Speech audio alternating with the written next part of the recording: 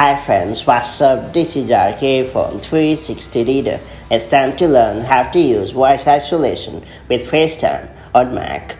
Voice isolation mode allows FaceTime on the Mac to emphasize your voice while on FaceTime calls, thereby reducing background noises and sounds. This is a pretty nice feature if you have some background noise going on that may drown out your voice when talking or make you otherwise difficult to hear. That all being said, it's time to learn how to use voice isolation with FaceTime on Mac to keep the background noise at bay. Before getting started, make sure you have subscribed our YouTube channel and hit the bell icon so that you won't miss any update from 360 Reader. First and foremost, do know that the voice isolation feature is only available in macOS Monterey or later, so make sure your Mac is running macOS Monterey or later to use this feature.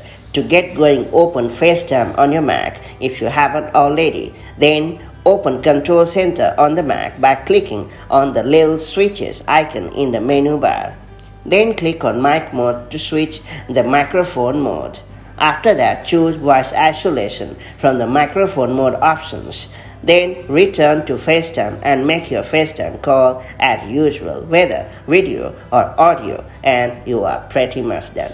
That's all there is to it. So that's how you can enable and use voice isolation in FaceTime on your Mac to keep the background noise away so that you can enjoy FaceTime calls without any disturbance. That's all there is to it. If you found this video helpful, do like, share it, and I'll see you in the next video with more such handy macOS tips and tricks. Till then, stay safe and have a great time. Bye-bye.